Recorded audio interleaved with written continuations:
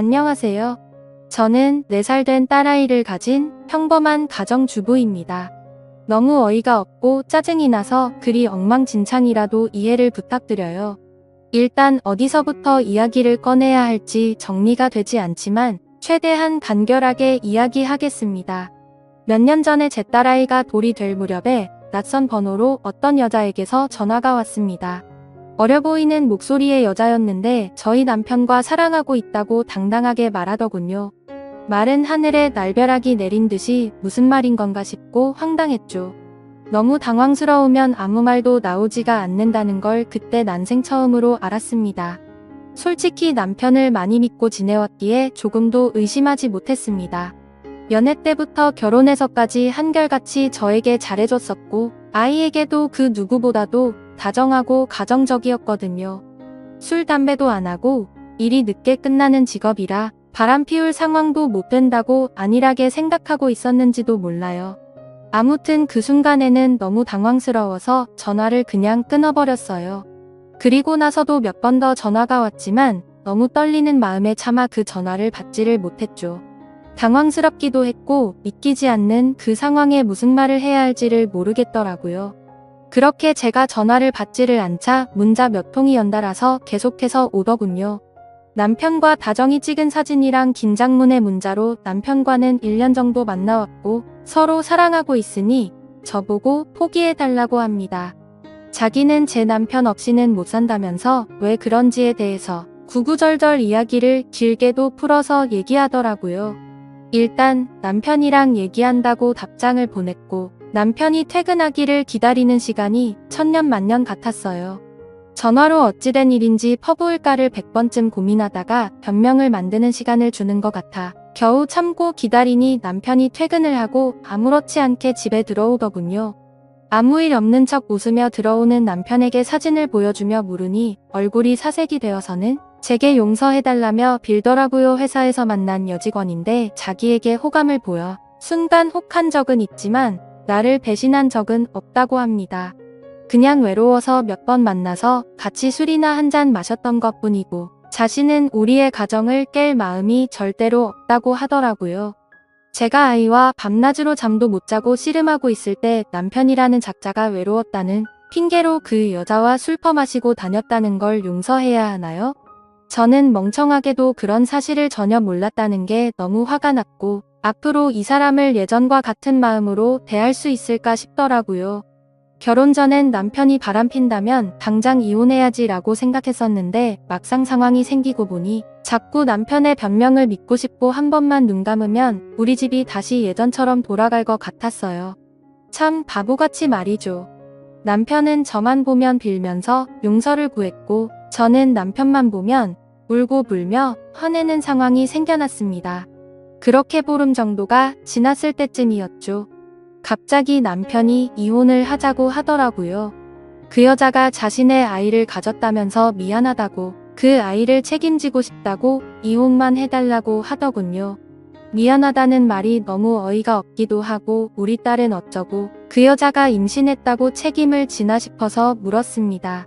그 사람 자식은 중요하고 우리 딸은 중요하지도 않고 책임져야겠다는 생각이 없냐고 말이죠. 그러자 저는 자기와 이혼해도 아이를 잘 기를 수 있는 좋은 엄마니 괜찮을 것 같지만 그 여자는 자기가 안 가면 애를 포기할 것 같답니다. 자신의 자식인데 포기할 수는 없지 않냐며 울더라고요. 너무 기가 막혀 대꾸조차도 하기 싫어서 가만히 있었습니다. 이 집은 저를 준다고 자기만 보내주면 된다고 하면서 저더러 자신이 없어도 너는 잘 살 거라고 이해해 달랍니다. 그 여자는 너무 어리고 자기 없이 애를 키울 수 없다고 하면서 말이죠. 융자 가득한 집 주면서 생색 내는 꼴이 너무 황당하고 우습더라고요. 처음에는 절대로 저를 배신한 적 없다고 변명할 때는 언제고 이제 와서는 세상 줄도 없는 사랑꾼인 척하는 게 가증스러워서 오만정이 다 떨어져서 그냥 이혼하겠다고 했습니다. 그냥 절대 이혼해주지 말고 그 여자랑 그 아이 아빠 없는 애로 평생 살게 해버릴까도 생각은 해봤었죠.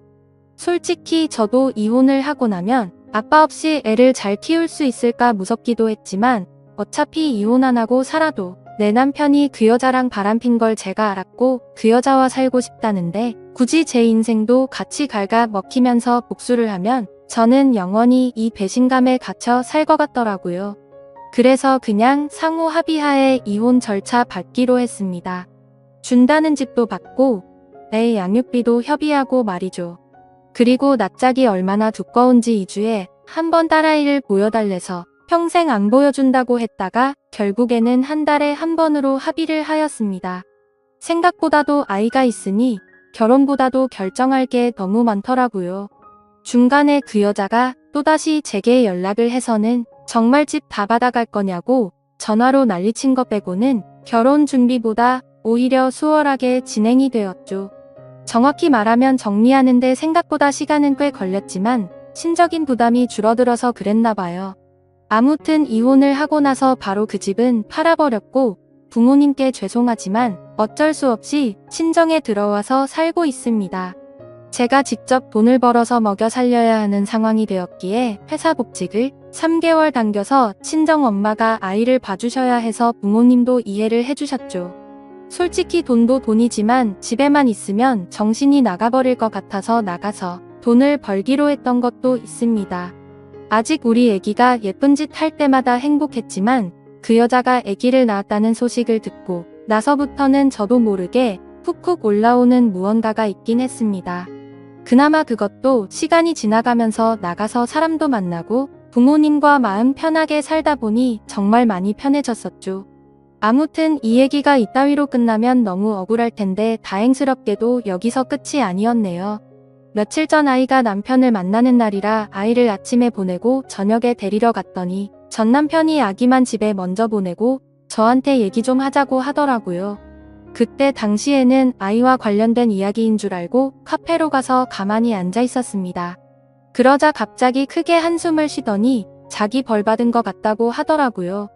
무슨 헛소리를 하는 건가 싶어서 대꾸도 안 하고 쳐다봤더니 그 여자랑 낳은 아들이 자기 애가 아닌 것 같다고 하더군요.